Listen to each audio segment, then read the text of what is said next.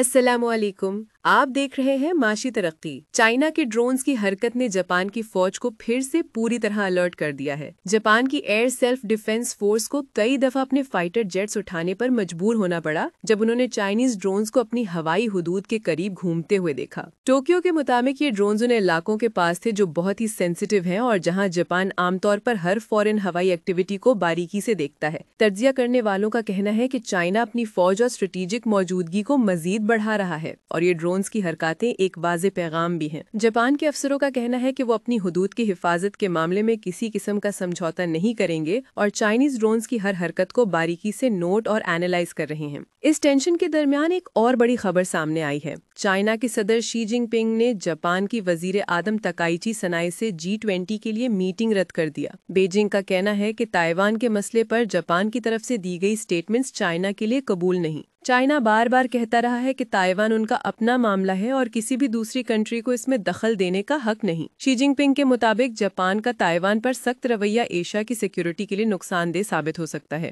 Beijing نے یہ بھی کہا کہ جب تک جاپان اپنی زبان نرم نہیں کرتا، لیڈرشپ لیول کی میٹنگز کا کوئی فائدہ نہیں۔ جاپان کے وزیر اعظم تکائیچی نے تائیوان کو سپورٹ کرتے ہوئے کہا تھا کہ اگر تائیوان کے پاس کوئی فوج یا کلیش ہوتا ہے تو جاپان خاموش نہیں رہے گا۔ ان کا کہنا تھا کہ تائیوان کی حفاظت جاپان کے اپنے ملکی مسائل سے جڑا ہے۔ چائنا نے اس بیان کو سختی سے ریجیکٹ کیا اور کہا کہ یہ پرانے جنگ کے سوچنے کا طریقہ ہے جو ایشیا میں جگہ نہیں رکھتا۔ بیجنگ کا کہنا ہے کہ جاپان کو اپنے تاریخی رول اور گزشتہ عمل کا بھی خیال رکھنا چاہیے۔ تجزیہ کرنے والوں کا کہنا ہے کہ شی جن پنگ کا G20 میٹنگ سے انکار ایک واضح پیغام ہے جس میں چائنا جاپان کو میسج دے رہا ہے کہ ریڈ لائنز کراس نہ کی جائیں۔ یہ تمام ڈیولپمنٹ ساؤتھ ایشیا اور ایسٹ ایشیا کی صورتحال کو اور پیچیدہ کر رہی ہیں۔ جاپان اور چائنا کی مقابلتی کوئی نئی بات نہیں، لیکن ڈرون مشنز اور تائیوان کے مسئلے نے اس مقابلے کو ایک نئے مرحلے پر لے آیا ہے۔ تجزیہ کرنے والوں کا کہنا ہے کہ اگر دونوں ملک اپنی سوچنے اور بیان کو کنٹرول نہیں کرتے تو کوئی چھوٹی غلطی بھی بڑا خطرہ بنا سکتی ہے۔ تائیوان اسٹریٹ آلریڈی ایک بہت ہی سینسیٹیو جگہ ہے اور اگر جاپان اوپنلی تائیوان کا سپورٹ کرتا ہے